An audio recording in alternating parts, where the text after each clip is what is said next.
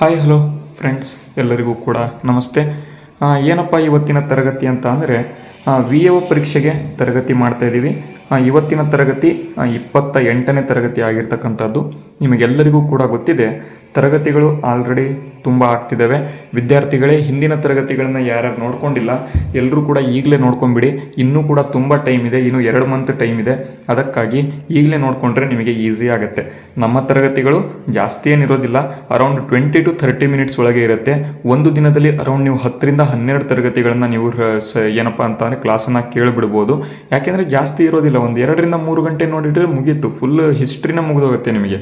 ಅದಕ್ಕಾಗಿ ಏನಪ್ಪ ಮಾಡ್ತಿದ್ದೀನಿ ಅಂತ ಅಂದರೆ ತರಗತಿಗಳನ್ನು ಕರೆಕ್ಟಾಗಿ ನೀವು ನೋಡ್ಕೊಳ್ಳಿ. ಡಿಸ್ಕ್ರಿಪ್ಷನಲ್ಲಿ ಫುಲ್ ಪ್ಲೇಲಿಸ್ಟ್ ಲಿಂಕನ್ನು ಹಾಕಿದ್ದೀನಿ. ಎಲ್ಲರೂ ವಿದ್ಯಾರ್ಥಿಗಳು ಕೇಳ್ತಾ ಇದ್ದೀರಾ ನಿಮ್ಮ ತರಗತಿಗಳನ್ನು ಯಾವ ರೀತಿ ನೋಡಬೇಕು ಸರ್ ಒಂದು ಕಡೆಯಿಂದ ಅಂತ, ಅದಕ್ಕೆ ಪ್ಲೇಲಿಸ್ಟ್ ಲಿಂಕನ್ನು ಹಾಕಿದ್ದೀನಿ. ಮತ್ತು ಟೆಲಿಗ್ರಾಮ್ ಲಿಂಕನ್ನು ಕೂಡ ಹಾಕಿದ್ದೀನಿ. ವಿದ್ಯಾರ್ಥಿಗಳು ಇನ್ನೇನು ಟೆಲಿಗ್ರಾಮ್ಗೆ 1000 ಸಬ್ಸ್ಕ್ರೈಬರ್ ಆಗ್ತಾ ಇದ್ದಾರೆ. ಯಾರ್ಯಾರು ಜಾಯ್ನ್ ಆಗಿಲ್ಲ ಪ್ಲೀಸ್ ಜಾಯ್ನ್ ಆಗಿ ನಮಗೆ ಸಪೋರ್ಟ್ ಮಾಡಿ. ನಾವು ಇನ್ನೂ ಹೆಚ್ಚಿನದಾಗಿ ನಮ್ಮ ತರಗತಿಗಳನ್ನು ನಿಮಗೆ ಕೊಡುವಂಥ ಒಂದು ಪ್ರಯತ್ನವನ್ನು ಮಾಡ್ತೀವಿ. ಮತ್ತು ಇನ್ನೊಂದು ಇಂಪಾರ್ಟೆಂಟ್ ಆಗಿ ಏನಪ್ಪ ಕೇಳ್ತಿದ್ದಾರೆ ಅಂತ ಅಂದರೆ ನಮ್ಮ ಒಂದು ಸಂಪೂರ್ಣ ಬ್ಯಾಚನ್ನು ಯಾವ ರೀತಿ ಪರ್ಚೇಸ್ ಮಾಡಬೇಕು ಅಂತ ನೋಡಿ. ವಿದ್ಯಾರ್ಥಿಗಳೇ, ಇಲ್ಲಿ ಕೊಟ್ಟಿರ್ತಕ್ಕಂಥ ಸ್ಕ್ಯಾನರ್ ಮುಖಾಂತರ ನೀವೇನು ಮಾಡಬೇಕು, ಸ್ಕ್ರೀನ್ಶಾಟ್ ತೊಗೊಳ್ಳಿ. ಮೊದಲು ಈ ಸ್ಕ್ಯಾನರ್ ಸ್ಕ್ರೀನ್ಶಾಟ್ ತೊಗೊಂಡು ಸೇಮ್ ಸ್ಕ್ರೀನ್ಶಾಟನ್ನು ಫೋನ್ಪೇಯಲ್ಲಿ ಓಪನ್ ಮಾಡಿ, ಅಲ್ಲಿ ಅಪ್ಲೋಡ್ ಸ್ಕ್ಯಾನರ್ ಅಂತ ಇರುತ್ತೆ ಒಂದು ಆಪ್ಷನ್ನು, ಅಪ್ಲೋಡ್ ಮಾಡಿಬಿಟ್ಟು ನೀವು ಪೇಯನ್ನು ಮಾಡ್ಬೋದು. ಓಕೆನಾ? 501 ರೂಪಾಯಿ ಪೇ ಮಾಡಿ. 501 ರೂಪಾಯಿ ಪೇ ಮಾಡಿಬಿಟ್ಟು ನೀವು ಏನಪ್ಪ ಮಾಡಿ ಅಂತ ಅಂದರೆ ಡಿಸ್ಕ್ರಿಪ್ಷನಲ್ಲಿ ಟೆಲಿಗ್ರಾಮ್ ಲಿಂಕನ್ನು ಹಾಕಿದ್ದೀನಿ. ಇಲ್ಲ ಅಂತಾರೆ ನಮ್ಮ ಒಂದು ಇಮೇಲ್ ಐ ಡಿ ಇದೆ, ಇಮೇಲ್ ಐ ಡಿ ತೋರಿಸ್ತೀನಿ ನೋಡಿ. udyogjeevan12@gmail.com ಅಂತ ಇಮೇಲ್ ಐ ಡಿ ಇದೆ. ಈ ಒಂದು ಇಮೇಲ್ ಐ ಡಿಗೆ ಸ್ಕ್ರೀನ್ಶಾಟ್ ಆದರೂ ಕಳಿಸ್ಬೋದು. ಇಲ್ಲ ಅಂತ ಅಂದರೆ ಡಿಸ್ಕ್ರಿಪ್ಷನಲ್ಲಿ ಟೆಲಿಗ್ರಾಮ್ ಲಿಂಕನ್ನು ಹಾಕಿದ್ದೀನಿ. ಆ ಒಂದು ಟೆಲಿಗ್ರಾಮ್ ಲಿಂಕಿಗೆ ನೀವು ಜಾಯಿನ್ ಆಗಿ ಡೈರೆಕ್ಟಾಗಿ ನಮಗೆ ಮೆಸೇಜ್ ಕೂಡ ಮಾಡ್ಬೋದು. ಓಕೆನಾ?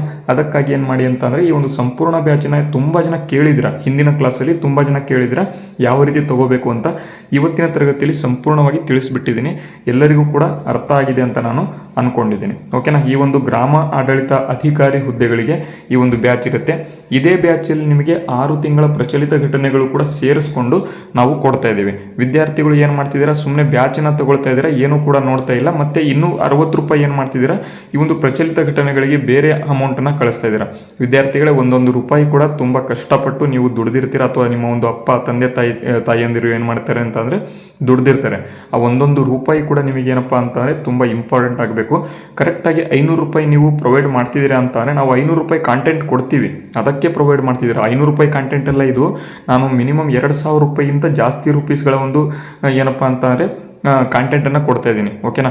ಅದಕ್ಕಾಗಿ ನೀವು ಏನು ಮಾಡಿ ಅಂತ ಅಂದರೆ ಈ ಒಂದು ಬ್ಯಾಚನ್ನು ಪರ್ಚೇಸ್ ಮಾಡ್ಕೊಳ್ಳಿ. ಜೊತೆಗೆ 6 ತಿಂಗಳ ಕರೆಂಟ್ ಅಫೇರ್ಸ್ ಕೂಡ ನಾವು ಕೊಡ್ತೀವಿ. ಇನ್ನೂ 60 ರೂಪಾಯಿ ವೇಸ್ಟ್ ಮಾಡಬೇಡಿ ಸರ್. ನೀವು ದುಡಿದು ವೇಸ್ಟ್ ಮಾಡಿ, ನಾನು ಬೇಡ ಅನ್ನಲ್ಲ, ಬಟ್ ನಿಮ್ಮ ತಂದೆ ತಾಯಿ ಅಮೌಂಟನ್ನು ವೇಸ್ಟ್ ಮಾಡೋದಕ್ಕೆ ಹೋಗಬೇಡಿ. ಓಕೆನಾ? ಇದೊಂದು ಕರೆಕ್ಟಾಗಿ ತಿಳ್ಕೊಳ್ಳಿ. ಈಗ ಬನ್ನಿ, ಈ ಒಂದು ಬ್ಯಾಚ್ ತಗೊಳ್ಳಿ. ಈಗ ನಮ್ಮ ಒಂದು ತರಗತಿಯನ್ನು ಶುರು ಮಾಡಬೇಡ. ಏನಪ್ಪ ತರಗತಿ ಅಂತ ಅಂದರೆ ನೋಡಿ, ಹಿಂದಿನ ತರಗತಿಯಲ್ಲಿ ಈ ಒಂದು ಪ್ರಶ್ನೆಗೆ ಏನಪ್ಪ ಮಾಡಿದ್ವಿ ಅಂತ ಅಂದರೆ ಉತ್ತರವನ್ನು ಹೇಳೋದಕ್ಕೆ ಹೇಳಿದ್ವಿ. ಅದಕ್ಕೆ ಸಂಬಂಧಪಟ್ಟಂತೆ ತುಂಬ ವಿದ್ಯಾರ್ಥಿಗಳು ಕೊನೆಯ ಒಂದು ಕ್ವಶನ್ಗೆ ಆನ್ಸರನ್ನು ನೀವೇ ಮಾಡಿ ಅಂತ ಹೇಳ್ತಿರ್ತೀರ. ಅದಕ್ಕಾಗಿ ನಾನು ಇವತ್ತಿನ ಪ್ರಶ್ನೆಯನ್ನು ತೆಗೆದುಕೊಂಡು ಬಂದಿದ್ದೇನೆ. ಈ ಕೆಳಗಿನ ಹೇಳಿಕೆಗಳನ್ನು ಕಾಲಾನುಕ್ರಮದಲ್ಲಿ ಜೋಡಿಸಿ ಅಂತ ಕೊಟ್ಟಿದ್ದಾರೆ. ತುಂಬ ಈಸಿ ಇದು, ಬಟ್ ಏನಪ್ಪ ಅಂತಾರೆ ಎಕ್ಸಾಮ್ಸಲ್ಲಿ ಕೇಳ್ತಾರೆ. ನಮಗೆ ಗೊತ್ತಿದೆ, ಹಲಗಲಿ ಬೇಡರದಂಗೆ 1857ರಲ್ಲಿ ನಡೀತು ಅಂತ. ಕೊನೆಯದಾಗಿ 1857 ಇದೆ. ನೆಕ್ಸ್ಟ್ ಅಮರ ಸುಳ್ಯ ದಂಗೆ ಅಂತಕ್ಕಂಥದ್ದು 1837ರಲ್ಲಿ ನಡೆಯುತ್ತೆ. ಅಮರ ಸುಳ್ಯ ದಂಗೆ. ಕೊಡಗು ದಂಗೆ ಏನಿದೆ, ಕೊಡಗು ದಂಗೆ ಏನಿದೆ ಇದು 1834ರಲ್ಲಿ ನಡೆಯುತ್ತೆ, ಕೊಡಗು ದಂಗೆ. ನೆಕ್ಸ್ಟ್ ಕಿತ್ತೂರು ದಂಗೆ ಬರೋದಾದರೆ 1824ರಲ್ಲಿ ನಡೆಯುತ್ತೆ. ಓಕೆನಾ? ABCD ಆಗಬೇಕು ಅಂದರೆ ಮೊದಲು 24ನೇದು ಕಿತ್ತೂರು ದಂಗೆ ಬರುತ್ತೆ, ಕೊಡಗು ದಂಗೆ ಬರುತ್ತೆ, ಅಮರ ಸುಳ್ಯ ಬರುತ್ತೆ, ಹಲಗಲಿ ಬೇಡರ ದಂಗೆ ಬರುತ್ತೆ. 1, 2, 3, 4 ಎಲ್ಲಿದೆ ನೋಡಿ, ಆಪ್ಷನ್ ಏನಲ್ಲಿದೆ ನೋಡಿ. ಇದೇ ರೀತಿ ಕೊಡೋದಿಲ್ಲ. ಏನಪ್ಪ ಅಂತಂದರೆ ಕೆಳಗಿನ ಮೇಲೆ, ಮೇಲಿನ ಕೆಳಗೆ ಈ ರೀತಿ ಮಾಡಿಬಿಡ್ತಾರೆ. ಆದರೆ ನಿಮಗೆ ಇಸ್ವಿ ಗೊತ್ತಿದ್ರೆ ಇದಕ್ಕೆ ಆನ್ಸರನ್ನು ಮಾಡ್ಬೋದು. ನಾನಿಲ್ಲಿ ಡೈರೆಕ್ಟಾಗಿ ಕಂಪ್ಲೀಟಾಗಿ ಕಾಲಾನುಕ್ರಮದಲ್ಲಿ ಅಂತಲೇ ಕೊಟ್ಟಿದ್ದೀನಿ, ಇಲ್ಲಿ ನಿಮಗೆ ಈಸಿ ಆಗಲಿ ಅಂತ. ಬಟ್ ಏನಪ್ಪ ಅಂತಂದರೆ ಇದೇ ರೀತಿ ಎಕ್ಸಾಮ್ಸಲ್ಲಿ ಕೊಡೋದಿಲ್ಲ ವಿದ್ಯಾರ್ಥಿಗಳೇ. ಹಲಗಲಿ ಬೇಡರ ದಂಗೆಯನ್ನು ತೆಗೆದುಕೊಂಡು ಏನಲ್ಲಿ ಇಡ್ತಾರೆ, ಕೊಡಗು ದಂಗೆ ಲಾಸ್ಟಿಗೆ ಇಡ್ತಾರೆ. ಈ ರೀತಿಯಾಗಿ ಏನು ಬೇಕಾದರೂ ಮಾಡ್ಬೋದು. ಬಟ್ ಏನಪ್ಪ ಅಂತಂದರೆ ನಮಗೆ ಇಸ್ವಿ ಗೊತ್ತಿರಬೇಕು. ಗೊತ್ತಿರಬೇಕು. ಯಾವುದಪ್ಪ ಅಂತ 1857ರಲ್ಲಿ ಹಲಗಲಿ ಬೇಡರ ದಂಗೆ ಆಗಿದೆ ಅಂತ ಕರೆಕ್ಟಾಗಿ ಗೊತ್ತಿತ್ತು ಅಂತಂದರೆ ನಾವು ಆನ್ಸರನ್ನು ಮಾಡ್ಬೋದು. ಇದಕ್ಕೆ ಸರಿಯಾದ ಉತ್ತರ ಆಪ್ಷನ್ ಎ ಆಗಿದೆ. ಅದೇ ರೀತಿ ಬನ್ನಿ, ಈಗ ಯಾರಾದರೂ ಇನ್ನೂ ತುಂಬ ವಿದ್ಯಾರ್ಥಿಗಳು ಲ್ಯಾಂಡ್ ಸರ್ವೇಯರ್ ಬ್ಯಾಚನ್ನು ತಗೊಳ್ಳೋರು ಯಾರಾದರೂ ಇದ್ರು ಅಂತಂದರೆ ನೋಡಿ, ಸಂಪೂರ್ಣ ಬ್ಯಾಚ್ ಅಂತ ಅದನ್ನು ಕೂಡ ಲಾಂಚ್ ಮಾಡಿದ್ದೀವಿ. 601 ರೂಪಾಯಿಗಳಿಗೆ ಇಲ್ಲೂ ಕೂಡ ಪ್ರಚಲಿತ ಘಟನೆಗಳು ಸೇರಿಸ್ಕೊಂಡು ಮಾಡಿದ್ದೀವಿ. 601 ರೂಪಾಯಿ ಬ್ಯಾಚನ್ನು. ಇದು ಲ್ಯಾಂಡ್ ಸರ್ವೇಯರ್ಗೆ ಇದು ಕೂಡ ಜಿ ಕೆ ಬ್ಯಾಚ್ ಆಗಿರುತ್ತೆ. ಜಿ ಕೆ ಬ್ಯಾಚು ಇದು PDF ಬ್ಯಾಚ್ ಆಗಿರುತ್ತೆ. ಎಲ್ಲವೂ ತಿಳ್ಕೊಳ್ಳಿ. ಯಾರಾದರೂ ನೀವು ಲ್ಯಾಂಡ್ ಸರ್ವೇಯರ್ ಓದ್ತಾ ಇದ್ರೆ ಇದನ್ನು ಕೂಡ ನೀವು ಪರ್ಚೇಸ್ ಮಾಡ್ಬೋದು. ಈಗ ಬನ್ನಿ, ಇವತ್ತಿನ ತರಗತಿ 28ನೇ ತರಗತಿ ಕ್ವಶನ್ಸನ್ನು ಈಗ ನಾವು ನೋಡ್ಕೊಳ್ತಾ ಹೋಗೋಣ. ಅತ್ಯಂತ ಮುಖ್ಯವಾಗಿ ತರಗತಿಗಳಿದ್ದಾವೆ ಇವತ್ತಿನ ತರಗತಿ. ನೋಡಿ, ಮೊದಲನೇ ಪ್ರಶ್ನೆ ಈ ರೀತಿಯಾಗಿದೆ. ಏನಪ್ಪ ಮೊದಲನೇ ಪ್ರಶ್ನೆ ಅಂತಂದರೆ, ಕೆಳಗಿನವರನ್ನು ಪರಿಗಣಿಸಿ ಅಂತ ಕೊಟ್ಟಿದ್ದಾರೆ. ಇಲ್ಲಿ ನಾನು ಇಂಗ್ಲೀಷಲ್ಲಿ ಹಾಕಿಲ್ಲ. ಯಾಕಪ್ಪ ಅಂತಂದರೆ ಇಲ್ಲಿ ಹೆಸರಿರೋ ಕಾರಣ ಇಂಗ್ಲೀಷಲ್ಲಿ ಹಾಕಿಲ್ಲ. ಹೆಸರು ಎರಡರಲ್ಲೂ ಕೂಡ ಏನು ಚೇಂಜ್ ಆಗೋದಿಲ್ಲ ಅಲ್ವಾ, ಎರಡರಲ್ಲೂ ಕೂಡ ಹೆಸರು ಸೇಮ್ ಇರುತ್ತೆ. ಕೋಲಾಚಲ ಅಂತಂದರೆ KOLACHAL ಈ ರೀತಿಯಾಗಿ ಇದೇ ಇರುತ್ತೆ. ಅದಕ್ಕಾಗಿ ನಾನೇನು ಮಾಡಿದ್ದೀನಿ, ಇಂಗ್ಲೀಷಲ್ಲಿ ಹಾಕಿಲ್ಲ ಈ ಪ್ರಶ್ನೆಗೆ. ಇಲ್ಲಿ ನೋಡಿ, ಕೆಳಗಿನ ಅವರನ್ನು ಪರಿಗಣಿಸಿ ಅಂತ ಕೊಟ್ಟಿದ್ದಾರೆ. ಆಪ್ಷನ್ ಎ ಅಂದರೆ ಎ ಇದು ಕೊಟ್ಟಿದ್ದಾರೆ, ಕೋಲಾಚಲ ವೆಂಕಟರಾಯರು ಅಂತ ಕೊಟ್ಟಿದ್ದಾರೆ. ಕೋಲಾಚಲ ವೆಂಕಟರಾಯರು ಅಂತ. ಎರಡನೇದು ನೋಡಿ, ನಾರಾಯಣ ಚಂದಾವರ್ಕರ್ ಅಂತ ಕೊಟ್ಟಿದ್ದಾರೆ. ನಾರಾಯಣ ಚಂದಾವರ್ಕರ್ ಅಂತ. ಮೂರನೇದು ನೋಡಿ, ಬಾಲಚಾರಿ ಅಂತ ಕೊಟ್ಟಿದ್ದಾರೆ. ನಾಲ್ಕನೇದು ನೋಡಿ, ಬಾಬು ಸಾಹೇಬ್ ಅಂತ ಕೊಟ್ಟಿದ್ದಾರೆ. ಬಾಬು ಸಾಹೇಬ್ ಅಂತ ನಾಲ್ಕನೇವ್ರು ಕೊಟ್ಟಿದ್ದಾರೆ. ಹಾಗಾದರೆ ಯಾಕೆ ಕೊಟ್ಟಿದ್ದಾರೆ ಇದನ್ನು ಸ್ವಲ್ಪ ಇಲ್ಲಿ ಪ್ರಶ್ನೆ ನೋಡಿದರೆ ಗೊತ್ತಾಗ್ಬಿಡುತ್ತೆ. ನೋಡಿ, ಇವರಲ್ಲಿ 1885ರಲ್ಲಿ ಪ್ರಥಮ ಕಾಂಗ್ರೆಸ್ ಅಧಿವೇಶನ ನಡೆಯುತ್ತೆ. ಎಲ್ಲಿ ನಡೆಯುತ್ತೆ? ಮುಂಬೈಯಲ್ಲಿ ನಡೆಯುತ್ತೆ. ಈ ಒಂದು ಪ್ರಥಮ ಕಾಂಗ್ರೆಸ್ ಅಧಿವೇಶನ ಏನಿದೆ, ಈ ಒಂದು ಪ್ರಥಮ ಕಾಂಗ್ರೆಸ್ ಅಧಿವೇಶನದ ಮೊದಲನೇ ಕಾಂಗ್ರೆಸ್ ಅಧಿವೇಶನದಲ್ಲಿ ಇವರು 4 ಕೂಡ ಇಲ್ಲಿ ಕರ್ನಾಟಕದವರು. ಓಕೆನಾ, ಕರ್ನಾಟಕದವರು. ಇವರಲ್ಲಿ ಯಾರು ಭಾಗವಹಿಸಿದ್ದರು ಅಂತ ತುಂಬ ವಿದ್ಯಾರ್ಥಿಗಳು ತುಂಬ ಇಂಪಾರ್ಟೆಂಟು. ಇದೇ ರೀತಿ ಪ್ರಶ್ನೆ ಕೇಳ್ತಾರೆ. ಓಕೆನಾ, 4 ಹೆಸರನ್ನು ನೀವು ನೆನಪಿಟ್ಕೊಳ್ಳೇಬೇಕು. ಕೋಲಾಚಲ ವೆಂಕಟರಾಯರು, ನಾರಾಯಣ ಚಂದಾವರ್ಕರ್, ಬಾಲಚಾರಿ, ಬಾಬು ಸಾಹೇಬ್ ಅಂತ ಇದ್ದಾರೆ. ಈ ಒಂದು 4 ಜನರಲ್ಲಿ 1885ರಲ್ಲಿ ನಡೆದ ಮೊದಲನೇ ಕಾಂಗ್ರೆಸ್ ಅಧಿವೇಶನದಲ್ಲಿ ಕರ್ನಾಟಕದಿಂದ ಯಾರು ಭಾಗವಹಿಸಿದ್ದರು ಅಂತ ಕೊಟ್ಟಿದ್ದಾರೆ. ನೋಡಿ, ಆಪ್ಷನ್ಸ್ ನೋಡಿ, ಎ ಮತ್ತು ಬಿ ಇದೆ, ಎ ಸಿ ಮತ್ತು ಡಿ ಇದೆ, ಎ ಬಿ ಮತ್ತು ಸಿ ಇದೆ, ಎ ಬಿ ಸಿ ಮತ್ತು ಡಿ ಇದೆ. ಒಂದು ಆಪ್ಷನ್ ಗೊತ್ತಿದ್ರೆ ಏನೂ ಕೂಡ ಮಾಡ್ಕೊಳಕ್ಕಾಗೋದಿಲ್ಲ. 4 ಹೆಸರು ಗೊತ್ತಿರಬೇಕು. ನೋಡಿ ವಿದ್ಯಾರ್ಥಿಗಳೇ, ಇಲ್ಲಿ 4 ಜನ ಕೂಡ ಏನು ಮಾಡಿದ್ದಾರೆ, 1885ರ ಮೊದಲನೇ ಕಾಂಗ್ರೆಸ್ ಅಧಿವೇಶನದಲ್ಲಿ ಏನು ಮಾಡಿದರು, ಭಾಗವಹಿಸಿದರು. ಅದಕ್ಕಾಗಿ ನಾನು 4 ಜನರದ್ದು ಹೆಸರನ್ನು ತಗೊಂಡು ಬಂದುಬಿಟ್ಟಿದ್ದೀನಿ. ಯಾಕಪ್ಪ ಅಂತಂದರೆ ಎಕ್ಸಾಮ್ಸಲ್ಲಿ ನಿಮಗೆ ಈ ಒಂದು 4 ಜನರಲ್ಲಿ ಏನಾದರೂ ಇಬ್ಬರನ್ನ ಬೇರೆಯವ್ರನ್ನ ಕೊಟ್ಟರೂ ಕೂಡ ನಿಮಗೆ ಈ ಒಂದು 4 ಜನ ಪರ್ಫೆಕ್ಟಾಗಿ ಗೊತ್ತಿತ್ತು ಅಂತ ಅಂದರೆ ಇಲ್ಲಿ ಆನ್ಸರನ್ನು ಮಾಡ್ಬೋದು. ಮತ್ತು 1885ರ ಕಾಂಗ್ರೆಸ್ ಅಧಿವೇಶನದಲ್ಲಿ ಈ 4 ಜನನು ಕೂಡ ಇಲ್ಲಿ ಕರ್ನಾಟಕದಿಂದ ಭಾಗವಹಿಸಿದರು. ಬರೀ 4 ಜನ ಭಾಗವಹಿಸಿದ್ರು. ಅವ್ರು ಯಾರಪ್ಪ ಅಂತಾರೆ, ಇಲ್ಲಿ 4 ಜನ ಇದ್ದಾರಲ್ವ, ಇವರೇ. ಅದಕ್ಕಾಗಿ ಕೋಲಾಚಲ ವೆಂಕಟರಾಯರು, ನಾರಾಯಣ ಚಂದಾವರ್ಕರ್, ಬಾಲಾಚಾರಿ, ಬಾಬು ಸಾಹೇಬ 4 ಜನ ಕೂಡ ತುಂಬ ಇಂಪಾರ್ಟೆಂಟ್ ಆಗಿರೋದ್ರಿಂದ ನೀವೇನು ಮಾಡಬೇಕು, 4 ಜನರನ್ನು ಅತ್ಯಂತ ಇಂಪಾರ್ಟೆಂಟಾಗಿ ಒಂದು ಕಡೆ ಬರ್ಕೊಂಡು ಕರ್ನಾಟಕದಿಂದ 1885ರಲ್ಲಿ ನಡೆದಂಥ ಒಂದು ಕಾಂಗ್ರೆಸ್ ಅಧಿವೇಶನಕ್ಕೆ ಭಾಗವಹಿಸಿದ ಕರ್ನಾಟಕದವರು 4 ಜನ ಯಾರ್ಯಾರಪ್ಪ ಅಂತ ಅಂದರೆ ಕೋಲಾಚಲ ವೆಂಕಟರಾಯರು, ಮತ್ತು ಇಲ್ಲಿ ಚಂದಾವರ್ಕರ್ ಅವರು, ಬಾಲಾಚಾರಿ ಅವರು, ಬಾಬು ಸಾಹೇಬ್ ಅವರು. ಹಾಗಾದರೆ ಇಲ್ಲಿ ಆಪ್ಷನ್ ಯಾವುದು? ಆಪ್ಷನ್ ಎ, ಬಿ, ಸಿ ಮತ್ತು ಡಿ. ಆಪ್ಷನ್ 4 ಸರಿಯಾದ ಉತ್ತರ ಆಗಿದೆ. ನೋಡಿ ವಿದ್ಯಾರ್ಥಿಗಳು, ಇದು ಪ್ರಶ್ನೆ ಸ್ವಲ್ಪ ಏನಪ್ಪ ಅಂತಂದರೆ ಕ್ವಾಲಿಟಿ ಇದೆ ಅಲ್ವಾ ಪ್ರಶ್ನೆ. ಇದೇ ರೀತಿ ಪ್ರಶ್ನೆ ಕೇಳ್ತಾರೆ ವಿದ್ಯಾರ್ಥಿಗಳೇ. ಅದಕ್ಕಾಗಿ ನಾನೇನು ಮಾಡ್ತಿದ್ದೀನಿ, ತರಗತಿಗಳನ್ನ ಕಂಪ್ಲೀಟಾಗಿ ನೋಡಿ. ಮತ್ತು ಏನು ಕೂಡ ಮಿಸ್ ಆಗಲ್ಲ ಸರ್, ನಿಮ್ಮದು ತರಗತಿ ನೋಡಿಬಿಟ್ರೆ ಸಾಕು, ಏನು ಕೂಡ ಮಿಸ್ ಆಗಲ್ಲ. ಆಲ್ಮೋಸ್ಟ್ ನಾನು ಎಲ್ಲವೂ ಕೂಡ ಕವರ್ ಮಾಡಿದ್ದೀನಿ. ಜೊತೆಗೆ ನಮ್ಮ ಬ್ಯಾಚ್ ತೊಗೊಂಡು ಓದ್ಬಿಡಿ, 100% ಎಕ್ಸಾಮನ್ನು ಕ್ಲಿಯರ್ ಮಾಡಿಬಿಡ್ತೀರ. ಓಕೆನಾ, ಬನ್ನಿ ಈಗ ಮುಂದಿನ ಪ್ರಶ್ನೆ ನೋಡೋಣ. ನೋಡಿ, ಮುಂದಿನ ಪ್ರಶ್ನೆ ಇದೆ, ಕಾಂಗ್ರೆಸ್ ಅಧಿವೇಶನದ ಕರ್ನಾಟಕದ ಅಧ್ಯಕ್ಷರಾಗಿ ಯಾರು ಆಯ್ಕೆಯಾಗಿದ್ದರು? ಪ್ರಥಮ ಆಗಬೇಕಿದು. ಕಾಂಗ್ರೆಸ್ ಅಧಿವೇಶನದ ಪ್ರಥಮ ಕರ್ನಾಟಕದ ಅಧ್ಯಕ್ಷರಾಗಿ ಯಾರು ಆಯ್ಕೆಯಾಗಿದ್ದರು? ಇಲ್ಲಿ ಇಂಗ್ಲೀಷಲ್ಲಿ ಕೊಟ್ಟಿದ್ದಾರೆ ನೋಡಿ, ಕರೆಕ್ಟಾಗಿ ಕೊಟ್ಟಿದ್ದಾರೆ. Who was the first person from Karnataka presided Indian national Congress ಅಂತ. ಕರ್ನಾಟಕದ ಮೊದಲ ವ್ಯಕ್ತಿ ಯಾರು ಅಂತ, ಕಾಂಗ್ರೆಸ್ ಅಧಿವೇಶನದ ಅಧ್ಯಕ್ಷರಾಗಿ ಅಧಿಕಾರವನ್ನು ವಹಿಸಿಕೊಂಡ ಕರ್ನಾಟಕದ ಮೊದಲ ವ್ಯಕ್ತಿ ಯಾರು ಅಂತ ಪ್ರಶ್ನೆ ಬರಬೇಕಾಗಿತ್ತು. ಇಲ್ಲಿ ನೋಡಿ ಯಾರ್ಯಾರಿದ್ದಾರೆ, ಇವರೇ 4 ಜನ ಕೊಟ್ಟಿದ್ದಾರೆ. ಇವರು 4ರಲ್ಲಿ ಒಬ್ಬರು ಮಾಡಿದ್ದಾರೆ, ತುಂಬ ಇಂಪಾರ್ಟೆಂಟ್. ಕೋಲಾಚಲ ವೆಂಕಟರಾಯರು. ನೆಕ್ಸ್ಟು ನಾರಾಯಣ ಚಂದಾವರ್ಕರ್ ಅವರು, ಬಾಲಾಚಾರಿಗಳು. ನೆಕ್ಸ್ಟು ಬಾಬು ಸಾಹೇಬ್ ಅವರು. ಮತ್ತು ಈ ಒಂದು ಏನು ಕರ್ನಾಟಕದ ಮೊದಲ ಅಧ್ಯಕ್ಷರಾಗಿ ಏನು ಅಧಿಕಾರವನ್ನು ಸ್ವೀಕಾರ ಮಾಡ್ತಾರಲ್ವ ಕಾಂಗ್ರೆಸ್ ಅಧಿವೇಶನದ ಅಧಿಕಾರವನ್ನು, ಅದು ಎಲ್ಲಿ ನಡೀತು ಅಂತಲೂ ಕೂಡ ಪ್ರಶ್ನೆ ಕೇಳ್ಬೋದಲ್ವ. ಎಲ್ಲಿ ನಡೀತು ಅಂತ, ಎಲ್ಲಿ ನಡೀತು? 1900ರಲ್ಲಿ ಎಲ್ಲಪ್ಪ ನಡೀತು ಅಂತ ಅಂದರೆ ಲಾಹೋರ್ನಲ್ಲಿ ನಡೆದಿದೆ ಈ ಒಂದು ಕಾಂಗ್ರೆಸ್ ಅಧಿವೇಶನ. ಈ ಒಂದು 1900ರ ಒಂದು ಕಾಂಗ್ರೆಸ್ ಅಧಿವೇಶನವನ್ನು 1900ರಲ್ಲಿ ನಡೆದ ಲಾಹೋರಿನ ಒಂದು ಕಾಂಗ್ರೆಸ್ ಅಧಿವೇಶನವನ್ನು ಕರ್ನಾಟಕದಿಂದ ಇಲ್ಲಿ ನಾರಾಯಣ ಚಂದಾವರ್ಕರ್ ಅವರು ಏನಪ್ಪ ಮಾಡಿದರು, ಅಧ್ಯಕ್ಷತೆಯನ್ನು ಸ್ವೀಕಾರ ಮಾಡಿಕೊಂಡು ಅಧ್ಯಕ್ಷತೆಯನ್ನು ನಡೆಸಿಕೊಟ್ಟಿದ್ರು. ಹಾಗಾಗಿ ಇಲ್ಲಿ ಯಾರು ಸರಿಯಾದ ಉತ್ತರ? ಆಪ್ಷನ್ ಬಿ, ನಾರಾಯಣ ಚಂದಾವರ್ಕರ್ ಅವರು. 100% ಇದೇ ರೀತಿ ಪ್ರಶ್ನೆ ಬರ್ತವೆ ವಿದ್ಯಾರ್ಥಿಗಳು. ಯಾಕೆ ಅಂತ ಅಂದರೆ ಕರ್ನಾಟಕ ಎಕ್ಸಾಮಿನೇಷನ್ ಅಥಾರಿಟಿ ಏನು ಮಾಡ್ತಾಯಿದೆ ಅಂತ ಅಂದರೆ ಇದೇ ರೀತಿ ಪ್ರಶ್ನೆಯನ್ನು ಕೇಳ್ತಾ ಇದೆ. ಅದಕ್ಕಾಗಿ ಈ ರೀತಿ ನೀವೇನು ಮಾಡಬೇಕು, ಕರೆಕ್ಟಾಗಿ ನೀವು ಅಪ್ಡೇಟನ್ನು ಮಾಡ್ಕೊಂಡು ಹೋದರೆ ನಿಮಗೆ ಈಸಿ ಆಗುತ್ತೆ. ಇಲ್ಲ ಅಂತಂದರೆ 100% ಎಕ್ಸಾಮ್ ಕ್ಲಿಯರ್ ಮಾಡೋದಕ್ಕೆ ಆಗೋದಿಲ್ಲ. ನಾನು ಏನು ತೆಗೆದುಕೊಂಡು ಬರ್ತೀನಿ ಅದ್ರ ಹಿಂದೆ ಮುಂದೆ ಸ್ವಲ್ಪ ನೋಡಿಕೊಂಡ್ರೆ ನೀವು 100% ಎಕ್ಸಾಮನ್ನು ಕ್ಲಿಯರ್ ಮಾಡ್ಬೋದು. ಓಕೆನಾ, ಅರ್ಥ ಆಯ್ತಾ? ಮುಂದಿನ ಪ್ರಶ್ನೆಗೆ ಹೋಗೋಣ. ಇವಾಗ ನಾರಾಯಣ ಚಂದಾವರ್ಕರ್ ಇದಕ್ಕೆ ಸರಿಯಾದ ಉತ್ತರ ಆಗಿರ್ತಕ್ಕಂಥದ್ದು.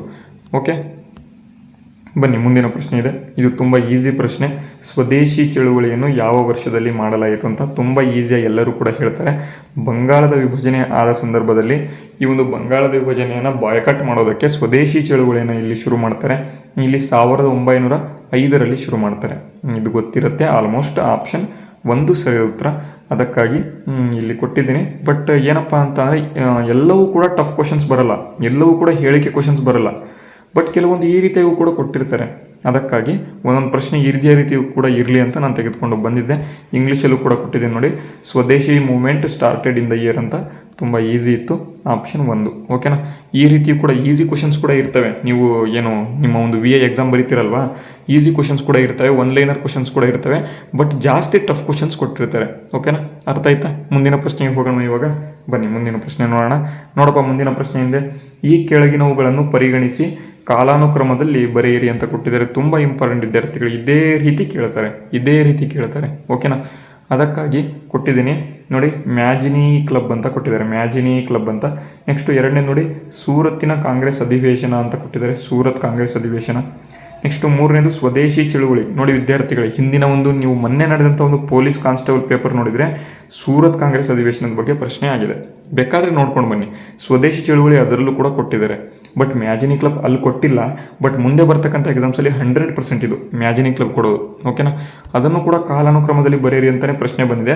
ಇಲ್ಲೂ ಕೂಡ ನಾನು ತೆಗೆದುಕೊಂಡು ಬಂದಿದ್ದೀನಿ ನೋಡಿ. ಏನಪ್ಪ ಅಂತ ಅಂದರೆ ಆಪ್ಷನ್ಸ್ ನೋಡ್ಕೊಂಬೇಡಿ, ABC, BCA, ACB ಅಂತ ಎಲ್ಲ ಕೊಟ್ಟವ್ರೆ. ಬಟ್ ನಾನೇನು ಹೇಳ್ತಿದ್ದೀನಿ, ಇಸ್ವಿ ನೆನಪಿರ್ಬೇಕು ಸರ್. ಇಸ್ವಿ ನೆನಪಿದ್ರೆ ನಾವು ಆಟ ಆಡ್ಬೋದು ಎಕ್ಸಾಮ್ಸಲ್ಲಿ. ಓಕೆನಾ, ಇಲ್ಲಿ ನೋಡಿ, ಕೆಳಗಿನವರಲ್ಲಿ ಕಾಲಾನುಕ್ರಮದಲ್ಲಿ ಬರೆಯಿರಿ. ನೋಡಿ, ಈ ಒಂದು ಕರ್ನಾಟಕದ ಒಂದು ಏನಪ್ಪ ಅಂತ ಅಂದರೆ ಆಧುನಿಕ ಭಾರತದ ಇತಿಹಾಸ ಮತ್ತು ಕರ್ನಾಟಕದ ಆಧುನಿಕ ಭಾರತವನ್ನು ಓದಬೇಕಾದ್ರೆ ಇಸ್ವಿ ತುಂಬ ಇಂಪಾರ್ಟೆಂಟು ಸರ್. ಇಸ್ವಿ ಎಲ್ಲಿ ಕೇಳ್ತಾರೆ ಅಂತ ಅಂದರೆ ಆಧುನಿಕ ಭಾರತದ ಇತಿಹಾಸದಲ್ಲಿ ಇಸ್ವಿಯನ್ನು ಕೇಳ್ತಾರೆ. ಬಟ್ ಹಿಂದಿನ ಒಂದು ಪ್ರಾಚೀನ ಭಾರತ ಮತ್ತು ಮಿಡಿವಲ್ ಹಿಸ್ಟ್ರಿ ಅಂದರೆ ಮಧ್ಯಯುಗೀನ ಭಾರತದ ಇತಿಹಾಸ, ಇದರಲ್ಲಿ ಇಸ್ವಿ ಕೇಳ್ತಾರೆ ಬಟ್ ಜಾಸ್ತಿ ಕೇಳೋದಿಲ್ಲ. ಬಟ್ 100% ಎಲ್ಲಿ ಕೇಳ್ತಾರೆ ಅಂತ ಅಂದರೆ ಈ ಒಂದು ಏನು ಭಾರತದ ಒಂದು ಆಧುನಿಕ ಭಾರತದ ಇತಿಹಾಸ ಏನಿರುತ್ತೆ ಅಲ್ಲಿ 100% ಇಸ್ವಿ ಕೇಳ್ತಾರೆ. ಅದಕ್ಕಾಗಿ ಇಸ್ವಿ ಕೂಡ ನಮಗೆ ಇಂಪಾರ್ಟೆಂಟ್ ಆಗಿಬಿಡುತ್ತೆ, ಅದು ಗೊತ್ತಿರಬೇಕು. ಓಕೆನಾ, ಈಗ ನೋಡಿ ಮ್ಯಾಜಿನಿ ಕ್ಲಬ್ ಅಂತ ಕೊಟ್ಟಿದ್ದಾರೆ. ಮ್ಯಾಜಿನಿ ಕ್ಲಬ್ ಬಗ್ಗೆ ಮುಂದೆ ಪ್ರಶ್ನೆ ಇದೆ, ನಾನು ತಂದಿದ್ದೀನಿ ಮುಂದೆ ಪ್ರಶ್ನೆಯನ್ನು. ಓಕೆನಾ, ಮ್ಯಾಜಿನಿ ಕ್ಲಬ್ ಮೇಲೆ. ಓಕೆನಾ, ಇಲ್ಲಿ ನೋಡಿ, ಮ್ಯಾಜಿನಿ ಕ್ಲಬ್ಬನ್ನು ಯಾವಾಗಪ್ಪ ಸ್ಥಾಪನೆ ಮಾಡಿದರು? 1907ರಲ್ಲಿ. 1907ರಲ್ಲಿ. ಇದು ಎಲ್ಲಿ ಸ್ಥಾಪನೆ ಮಾಡಿದರು? ಬೆಳಗಾವಿಯಲ್ಲಿ ಸ್ಥಾಪನೆ ಮಾಡಿದರು. ಯಾರು ಸ್ಥಾಪನೆ ಮಾಡಿದರು ಅದರ ಮೇಲೆ ಪ್ರಶ್ನೆ ಇದೆ, ಅದನ್ನು ನೋಡೋಣ. ಬಟ್ ಈಗ ನೆಕ್ಸ್ಟ್ 2ನೇದು ಸೂರತ್ ಕಾಂಗ್ರೆಸ್ ಅಧಿವೇಶನ. ಸೂರತ್ ಕಾಂಗ್ರೆಸ್ ಅಧಿವೇಶನ ಯಾಕಪ್ಪ ಆಗಿದ್ದು? ಈ ಒಂದು ಸ್ವದೇಶಿ ಚಳುವಳಿ ಆದ ನಂತರ ಸೂರತ್ ಕಾಂಗ್ರೆಸ್ ಅಧಿವೇಶನ ಮಾಡ್ತಾರೆ 1907ರಲ್ಲಿ. ಅದೇ ರೀತಿ ಸ್ವದೇಶಿ ಚಳುವಳಿ ಯಾವಾಗಪ್ಪ ಆಗಿದ್ದು? 1905ರಲ್ಲಿ. ಯಾಕೆಂದರೆ ಹಿಂದಿನ ಪ್ರಶ್ನೆ ಅದೇ ಇದೆ, ಸ್ವದೇಶಿ ಚಳುವಳಿ ಯಾವ ವರ್ಷದಲ್ಲಿ ಸ್ಥಾಪನೆ ಮಾಡಿದರು ಅಂತ. 1905ರಲ್ಲಿ. ಹಾಗಾದರೆ ಯಾವುದು ಮೊದಲು ಬರಬೇಕು? 1905, 1907. ನೆಕ್ಸ್ಟು ಮ್ಯಾಜಿನಿ ಕ್ಲಬ್ 1906 ಆಗಬೇಕಲ್ವಾ? ಸೂರತ್ ಕಾಂಗ್ರೆಸ್ ಅಧಿವೇಶನ. ನೆಕ್ಸ್ಟು ಕೊನೆಯದಾಗಿ ಮ್ಯಾಜಿನಿ ಕ್ಲಬ್ 1907. ಇಲ್ಲಿ ಕೊನೆಯದಾಗಿ ಎ ಬರಬೇಕು. ಕೊನೆಯದಾಗಿ ಎ ಇರ್ತಕ್ಕಂಥ ಆಪ್ಷನ್ ಯಾವುದಿದೆ, ಇದೊಂದಿದೆ. ಬಟ್ ಮೊದಲನೇದು ಯಾವ್ದು ಬರಬೇಕು, ಸ್ವದೇಶಿ ಚಳುವಳಿ ಬರಬೇಕು. ಸ್ವದೇಶಿ ಚಳುವಳಿಯಲ್ಲಿದೆ, ನೀವು ನೋಡಿ ಇಲ್ಲಿ ಸ್ವದೇಶಿ ಚಳುವಳಿ ಸಿ ಎಲ್ಲದು ಫಸ್ಟಲ್ಲಿದೆ, ಆಪ್ಷನ್ 2ರಲ್ಲಿ ಮಾತ್ರ ಇರ್ತಕ್ಕಂಥದ್ದು. ಹಾಗಾಗಿ ಆಪ್ಷನ್ 2 ಸರಿಯಾದ ಉತ್ತರ ಆಗಿದೆ. ಓಕೆನಾ, ಅರ್ಥ ಆಯ್ತಾ? ಈಸಿಯಾಗಿ ಅರ್ಥ ಆಯಿತು ಅಂತ ಅಂದ್ಕೊಂಡಿದ್ದೀನಿ. ಈಗ ಮುಂದಿನ ಪ್ರಶ್ನೆಗೆ ಹೋಗೋಣ ನಾವು. ನೋಡಿ ಇಲ್ಲಿ ಕೊಟ್ಟಿದ್ದಾರೆ, ಮ್ಯಾಜಿನಿ ಕ್ಲಬ್ಬನ್ನು ಸ್ಥಾಪನೆ ಮಾಡಿದವರು ಯಾರು ಅಂತ. ಹೂ ಫೌಂಡೆಡ್ ಮ್ಯಾಜಿನಿ ಕ್ಲಬ್ ಅಂತ. ತುಂಬ ಈಸಿ, ಬಟ್ ಇಬ್ಬರ ಹೆಸರನ್ನು ಕೂಡ ನೆನ್ಪಿಟ್ಕೋಬೇಕು. ತುಂಬ ಇಂಪಾರ್ಟೆಂಟ್ ಇದ್ದಾರೆ. ಗೋವಿಂದರಾವ್ ಯಾಳಗಿ, ಹನುಮಂತರಾವ್ ದೇಶಪಾಂಡೆ ಇವರಿಬ್ಬರು ಕೂಡ ಸೇರ್ಕೊಂಡು ಏನು ಮಾಡ್ತಾರೆ, ಈ ಒಂದು ಮ್ಯಾಜಿನಿ ಕ್ಲಬ್ಬನ್ನು ಬೆಳಗಾವಿಯಲ್ಲಿ ಸ್ಥಾಪನೆ ಮಾಡ್ತಾರೆ. ತುಂಬ ಇಂಪಾರ್ಟೆಂಟ್ ವಿದ್ಯಾರ್ಥಿಗಳೇ, ನೆನ್ಪಿಟ್ಕೊಳ್ಳಿ. ಎಕ್ಸಾಮ್ಸಲ್ಲಿ 100% ಇವೆಲ್ಲ ಕ್ವಶನ್ಸು. ಓಕೆನಾ, ಇದ್ರ ಮೇಲೆ ಆಲ್ರೆಡಿ ಪ್ರಶ್ನೆ ಆಗಿದೆ ಮ್ಯಾಜಿನಿ ಕ್ಲಬ್ ಮೇಲೆ, ಮತ್ತೆ ಇನ್ನೂ ಕೂಡ ಆಗ್ಬೋದಲ್ವಾ, ಯಾರ್ಯಾರು ಮಾಡಿದ್ದಾರೆ ಅಂತ ಇನ್ನೂ ಕೂಡ ಆಗಿಲ್ಲ. ಅದಕ್ಕಾಗಿ ಗೋವಿಂದರಾವ್ ಯಾಳಗಿ, ಹನುಮಂತರಾವ್ ದೇಶಪಾಂಡೆ ಇಬ್ಬರು ಕೂಡ ಸೇರ್ಕೊಂಡು ಮಾಡ್ತಾರೆ. ಹಾಗಾಗಿ ಇಲ್ಲಿನ ಮೇಲಿನ ಇಬ್ಬರು ಕೂಡ ಇಲ್ಲಿ ಸರಿಯಾದ ಉತ್ತರ ಆಗಿರ್ತಕ್ಕಂಥದ್ದು. ಅರ್ಥ ಆಯ್ತಾ? ಮುಂದಿನ ಪ್ರಶ್ನೆ ಹೋಗೋಣ. ನೋಡಿ ಮುಂದಿನ ಪ್ರಶ್ನೆ ಏನಿದೆ, ಈ ಕೆಳಗಿನ ಹೇಳಿಕೆಗಳನ್ನು ಪರಿಗಣಿಸಿ ಅಂತ ಕೊಟ್ಟಿದ್ದಾರೆ. ನೋಡಿ ಏನೇನು ಹೇಳಿಕೆ ಇದ್ದಾವೆ ನೋಡೋಣ. ಇಲ್ಲೂ ಕೂಡ ಕನ್ನಡದ ಇಂಗ್ಲೀಷಲ್ಲಿ ತೆಗೆದುಕೊಂಡು ಬಂದಿಲ್ಲ, ಅದಕ್ಕೆ ಕ್ಷಮೆ ಇರಲಿ. ಬಟ್ ಕನ್ನಡದಲ್ಲಿ ಒಂದ್ಸಲಿ ಓದ್ಕೊಳ್ಳಿ ಸರ್. ನೋಡಿ ಏನಿದೆ, ಆಪ್ಷನ್ ಎ ಮೊದಲನೇ ಹೇಳಿಕೆ ನೋಡಿ, ಕರ್ನಾಟಕದಲ್ಲಿ ಹೋಮ್ ರೂಲ್ ಚಳುವಳಿಯನ್ನು ಧಾರವಾಡದಲ್ಲಿ ಪ್ರಾರಂಭ ಮಾಡಲಾಯಿತು. ಹೋಮ್ ರೂಲ್ ಚಳುವಳಿ ಯಾವಾಗಪ್ಪ ಆಗುತ್ತೆ? ಹೋಮ್ ರೂಲ್ ಚಳುವಳಿ 1916ರಲ್ಲಿ ಈ ಒಂದು ಹೋಮ್ ರೂಲ್ ಚಳುವಳಿಯನ್ನು ಶುರು ಮಾಡ್ತಾರೆ. ಬಾಲಗಂಗಾಧರ್ ತಿಲಕ್ ಅವರು ಕೂಡ ಮಾಡ್ತಾರೆ, ಅನಿ ಬಸಂಟ್ ಅವರು ಕೂಡ ಮಾಡ್ತಾರೆ. ಬಟ್ ಈ ಒಂದು ಹೋಮ್ ರೂಲ್ ಚಳುವಳಿಯನ್ನು ಕರ್ನಾಟಕದಲ್ಲಿ ಸ್ಥಾಪನೆ ಆಗಿದ್ದಲ್ಲಿ ಅಥವಾ ಶುರುವಾಗಿದ್ದಲ್ಲಿ ಧಾರವಾಡದಲ್ಲಿ ಅಂತ ಕೊಟ್ಟಿದ್ದಾರೆ. ಮೊದಲನೇ ಹೇಳಿಕೆ 100% ಸರಿ ಇದೆ. ಧಾರವಾಡದಲ್ಲಿ ಈ ಒಂದು ಹೋಮ್ ರೂಲ್ ಚಳುವಳಿ ಆಗತ್ತೆ. ಅದೇ ರೀತಿ ನೋಡಿ, ಮ್ಯಾಜಿನಿ ಕ್ಲಬ್ಬನ್ನು 1907ರಲ್ಲಿ ಬೆಳಗಾವಿಯಲ್ಲಿ ಸ್ಥಾಪನೆ ಮಾಡಲಾಯಿತು. 100% ಇದೇ ರೀತಿ ಕೇಳ್ತಾರೆ ಸರ್. ಗೋವಿಂದರಾವ್ ಯಾಳಗಿ ಮತ್ತು ಹನುಮಂತರಾವ್ ದೇಶಪಾಂಡೆ ಎಲ್ಲರಿಗೂ ಕೂಡ ಗೊತ್ತಿರ್ತಾರೆ, ಬಟ್ ಈ ಒಂದು ಪಾಯಿಂಟನ್ನು ಎಲ್ಲರೂ ಕೂಡ ಬಿಟ್ಟಿರ್ತಾರೆ, ಬೆಳಗಾವಿಯಲ್ಲಿ ಸ್ಥಾಪನೆ ಆಗಿದೆ ಅಂತ. ಅದಕ್ಕಾಗಿ ಗೊತ್ತಿರಲಿ, ಬೆಳಗಾವಿಯಲ್ಲಿ ಇದನ್ನು ಸ್ಥಾಪನೆಯನ್ನು ಮಾಡಲಾಯಿತು. ನೆಕ್ಸ್ಟು ಮೂರನೇ ಹೇಳಿಕೆ ನೋಡಿ, ಸ್ವದೇಶಿ ಚಳುವಳಿ ನಡೆದಾಗ ಭಾರತದ ವೈಸರಾಯ್ ಆಗಿ ಲಾರ್ಡ್ ಕರ್ಜನ್ ಅವರು ಇದ್ದರು ಅಂತ. ಯಾಕಪ್ಪ ಅಂತ ಅಂದರೆ, ಈ ಒಂದು ಬಂಗಾಳದ ವಿಭಜನೆ ಮಾಡಿದವರು ಯಾರಪ್ಪ ಅಂತ ಅಂದರೆ ಇವರೇ, ಲಾರ್ಡ್ ಕರ್ಜನ್ ಎಂಬತಕ್ಕಂಥವ್ರೆ. ಅದರ ಒಂದು ಇದ್ರ ಮೇಲೆ ನೀವೇನು ಮಾಡ್ಬೋದು, ಆನ್ಸರನ್ನು ಮಾಡ್ಬೋದು. ಸ್ವದೇಶಿ ಚಳುವಳಿ ನಡೆದಾಗ ವೈಸ್ರಾಯ್ ಯಾರಿದ್ರು? ಲಾರ್ಡ್ ಕರ್ಜನ್ ಇದ್ದರು.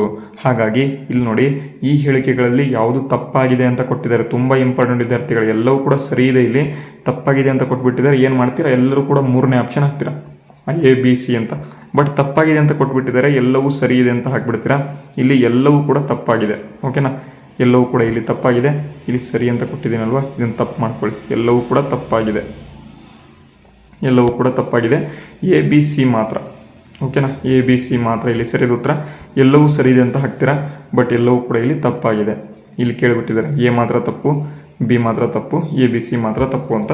ಹಾಗಾಗಿ ಆಪ್ಷನ್ 3 ಇಲ್ಲಿ ಸರಿಯಾದ ಉತ್ತರ.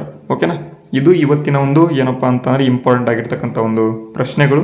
ಈಗ ಏನಪ್ಪ ಅಂತ ಕೊನೆಯದಾಗಿ ಸ್ವಲ್ಪ ಇಂಪಾರ್ಟೆಂಟ್ ಏನು ಕರ್ನಾಟಕದಲ್ಲಿ ಆಗಿರ್ತಕ್ಕಂಥ ದಂಗೆಗಳ ಮೇಲೆ ಮತ್ತು ಇಸ್ವಿಗಳ ಮೇಲೆ ಒಂದು ಸ್ವಲ್ಪ ಪಾಯಿಂಟ್ಸನ್ನು ತೆಗೆದುಕೊಂಡು ಬಂದಿದ್ದೀನಿ, ಅದನ್ನು ನೋಡೋಣ. ಅದಕ್ಕಿಂತ ಮುಂಚಿತವಾಗಿ ಪ್ರತಿದಿನ ನಾನು ನಿಮಗೆ ಒಂದು ಪ್ರಶ್ನೆ ಕೊಡಬೇಕಲ್ವಾ, ಹಾಗಾದರೆ ಇವತ್ತಿನ ಪ್ರಶ್ನೆ ಏನು ಕೊಡಲಿ ಇವತ್ತಿನ ಪ್ರಶ್ನೆ ನೋಡಿ, ಹಿಸ್ಟ್ರಿಯಲ್ಲೇ ಕೊಡ್ತೀನಿ ಇವತ್ತಿನ ಒಂದು ಪ್ರಶ್ನೆ. ಏನಪ್ಪ ಇವತ್ತಿನ ಪ್ರಶ್ನೆ ಅಂತ ಅಂದರೆ, ಇಲ್ಲಿ ನೋಡಿ ಏನಪ್ಪ ಕೊಡೋಣ ಅಂತಂದರೆ, ಓಕೆ, ಇಲ್ಲಿ ತುಂಬ ಇಂಪಾರ್ಟೆಂಟಾಗಿ 1924ರಲ್ಲಿ ಏನಪ್ಪ ಆಗುತ್ತೆ ಅಂತಂದರೆ ಬೆಳಗಾವಿ ಕಾಂಗ್ರೆಸ್ ಅಧಿವೇಶನ ಆಗುತ್ತೆ. ಈ ಒಂದು 1924ರಲ್ಲಿ ಬೆಳಗಾವಿ ಕಾಂಗ್ರೆಸ್ ಅಧಿವೇಶನದಲ್ಲಿ ಸ್ವಾಗತ ಗೀತೆಯನ್ನು ಹಾಡಿದವರು ಯಾರು? ಸ್ವಾಗತ ಗೀತೆಯನ್ನು ಹಾಡಿದವರು ಯಾರು? ಎಲ್ಲರೂ ಕೂಡ ಕಮೆಂಟ್ ಬಾಕ್ಸ್ ಮೂಲಕ ಕಮೆಂಟ್ ಮಾಡಬೇಕು. ಇಲ್ಲಿ ಹೆಸರನ್ನು ಕಮೆಂಟ್ ಮಾಡಿ, ನಾನು ಆಪ್ಷನ್ಸ್ ಅಂತೂ ಕೊಡಲ್ಲ, ಯಾಕೆಂದರೆ ಸರ್ಚ್ ಆದರೂ ಮಾಡಿ ಏನಾದರೂ ಮಾಡಿ ಗೊತ್ತಿಲ್ಲ ನನಗೆ. ಬಟ್ ಏನು ಮಾಡಬೇಕು, ತರಗತಿಯನ್ನು ಯಾರು ಕಂಪ್ಲೀಟಾಗಿ ನೋಡ್ತಾ ಇದ್ದೀರಾ, ನನಗೆ ಕಮೆಂಟ್ ಮಾಡಿ ಆದರೂ ಆನ್ಸರ್ ಮಾಡಲೇಬೇಕು. ಎಲ್ಲರಿಗೂ ಕೂಡ ಗೊತ್ತಿರುತ್ತೆ ಸ್ವಾಗತ ಗೀತೆ ಹಾಡಿದವರು ಯಾರು ಅಂತ. ಸ್ವಾಗತ ಗೀತೆಯನ್ನು ಹಾಡಿದವರು ಯಾರು ಅಂತ ಎಲ್ಲರೂ ಕೂಡ ನೀವು ಕಮೆಂಟ್ ಬಾಕ್ಸ್ ಮೂಲಕ ಕಮೆಂಟ್ ಮಾಡಬೇಕು. 100% ಕಮೆಂಟ್ ಮಾಡ್ತೀರಾ ಅಂತ ಅಂದ್ಕೊಂಡಿದ್ದೀನಿ. ಯಾರ್ಯಾರು ತರಗತಿಗಳನ್ನು ನೋಡ್ತೀರಾ ಅವರಿಗೆ ಇದು ಯೂಸ್ ಆಗುತ್ತೆ. ಈಗ ಬನ್ನಿ, ಈಗ ಸ್ವಲ್ಪ ರಿವೋಲ್ಟ್ಸ್ ಬಗ್ಗೆ ನೋಡ್ಬೋಣ. ನೋಡಿ, ರಿವೋಲ್ಟ್ಸ್ ಇನ್ ಕರ್ನಾಟಕ ಅಂದರೆ ಕರ್ನಾಟಕದಲ್ಲಿ ಆಗಿರತಕ್ಕಂಥ ದಂಗೆಗಳು. ನೋಡಿ, ಹೈದರ್ ಅಲಿ ಮತ್ತು ಟಿಪ್ಪು ಸುಲ್ತಾನನು ಇಲ್ಲಿ ಯಾರಪ್ಪ ಅಂತಂದರೆ ಹೈದರ್ ಅಲಿ ಮತ್ತು ಟಿಪ್ಪು ಸುಲ್ತಾನರು 1769ರಿಂದ 1799ರವರೆಗೆ ಆಳ್ವಿಕೆಯನ್ನು ಮಾಡ್ತಾರೆ. ಇವರು ಮೈಸೂರಿನ ಒಡೆಯರ ಮೇಲೆ ದಂಗೆಯನ್ನು ಎದ್ದೇಳ್ತಾರೆ. ಮೈಸೂರಿನ ಒಡೆಯರ ಮೇಲೆ ದಂಗೆಯನ್ನು ಎದ್ದು ಅವರು ಅವರ ರಾಜ್ಯವನ್ನು ಸ್ಥಾಪನೆ ಮಾಡ್ತಾರೆ. ಅದು ಗೊತ್ತಿರಲಿ. ನೆಕ್ಸ್ಟು ಇಲ್ಲಿ ಟೋಟಲ್ ಆಗಿ 4 ಆಂಗ್ಲೋ ಮೈಸೂರು ಯುದ್ಧಗಳು ನಡೀತವೆ. ಯಾರ ಒಂದು ಕಾಲದಲ್ಲಿ ಅಂತಂದರೆ ಹೈದರ್ ಅಲಿ ಮತ್ತು ಟಿಪ್ಪು ಸುಲ್ತಾನರ ಕಾಲದಲ್ಲಿ. ತುಂಬ ವಿದ್ಯಾರ್ಥಿಗಳು ಅಂದ್ಕೊಂಡಿರ್ತಾರೆ ಈ ಒಂದು ಆಂಗ್ಲೋ ಮೈಸೂರು ಯುದ್ಧಗಳು ಯಾರ ನಡುವೆ ನಡೆಯುತ್ತೆ ಅಂತ ಅಂದರೆ ಮೈಸೂರಿನ ಒಡೆಯರು ಮತ್ತು ಇಲ್ಲಿ ಬ್ರಿಟಿಷರ ನಡುವೆ ನಡೆಯುತ್ತೆ ಅಂತ ತುಂಬ ಅಂದ್ಕೊಂಡಿರ್ತಾರೆ ವಿದ್ಯಾರ್ಥಿಗಳೇ. ಗೊತ್ತಿರಲಿ ನಿಮಗೆ, ಮೈಸೂರಿನ ಒಂದು ಹೈದರ್ ಅಲಿ ಮತ್ತು ಟಿಪ್ಪು ಸುಲ್ತಾನ ಮತ್ತು ಇಲ್ಲಿ ಬ್ರಿಟಿಷರ ನಡುವೆ ನಡೆಯತಕ್ಕಂಥದ್ದು ಯಾವುದಪ್ಪ ಅಂತ ಅಂದರೆ ಈ ಒಂದು 4 ಆಂಗ್ಲೋ ಮೈಸೂರು ಯುದ್ಧಗಳು. ಆಲ್ರೆಡಿ ಕ್ಲಾಸಲ್ಲಿ ಹೇಳಿದ್ದೀನಿ, ಯಾರು ನೋಡಿಲ್ಲ ಹಿಂದಿನ ತರಗತಿಗಳನ್ನು ನೋಡ್ಕೋಬೋದು. ಈಗ ನೋಡಿ, ದೊಂಡಿಯ ವಾಘ ಎಂಬತಕ್ಕಂಥ ಈ ದೊಂಡಿಯ ವಾಘ ಎಂಬತಕ್ಕಂಥ ವ್ಯಕ್ತಿ ಒಂದು ದಂಗೆಯನ್ನು ಶುರು ಮಾಡ್ತಾನೆ. 1800ರಲ್ಲಿ ಒಂದು ದಂಗೆ ಶುರುವಾಗುತ್ತೆ. ಅದರ ಬಗ್ಗೆ ನೆನಪಿರಲಿ. ನೋಡಿ, ದಕ್ಷಿಣ ಕನ್ನಡ ದಂಗೆ ಯಾವಾಗಪ್ಪ ಆಗುತ್ತೆ ಅಂತಂದರೆ 1799ರಿಂದ 1802ರಲ್ಲಿ ಆಗುತ್ತೆ ದಕ್ಷಿಣ ಕನ್ನಡ ದಂಗೆ. ಅದೇ ರೀತಿ ನೋಡಿ, ವೇಲೂರು ದಂಗೆ ಎಂಬತಕ್ಕಂಥದ್ದು ಇಲ್ಲಿ ಕ್ಯಾಪ್ ಅಂತ ಅಂದ್ರೆ ಏನು, ಟೋಪಿಯನ್ನು ಹಾಕೊಳ್ಳೋದಕ್ಕೆ ಬ್ರಿಟಿಷರು ಏನು ಮಾಡ್ತಾರೆ, ಏನಪ್ಪ ಅಂತಂದರೆ ಕರ್ನಾಟಕದಲ್ಲಿ ಇರ್ತಕ್ಕಂಥ ಜನರ ಮೇಲೆ ಹೇರಿಕೆಯನ್ನು ಇಡ್ತಾರೆ. ಬಟ್ ಟೋಪಿಯನ್ನು ಹಾಕೊಳ್ಳೋದಕ್ಕೆ ಕರ್ನಾಟಕದವರು ನಿರಾಕರಿಸ್ತಾರೆ. ಅದಕ್ಕಾಗಿ 1806ರಲ್ಲಿ ವೇಲೂರಲ್ಲಿ ಒಂದು ದಂಗೆ ಆಗುತ್ತೆ. ಅದು 1806ರಲ್ಲಿ ಆಗ್ತಕ್ಕಂಥ ದಂಗೆ. ಅದೇ ರೀತಿ ನೋಡಿ, ಕೊಪ್ಪಳ ದಂಗೆ 1819ರಲ್ಲಿ ನಡೆಯುತ್ತದೆ.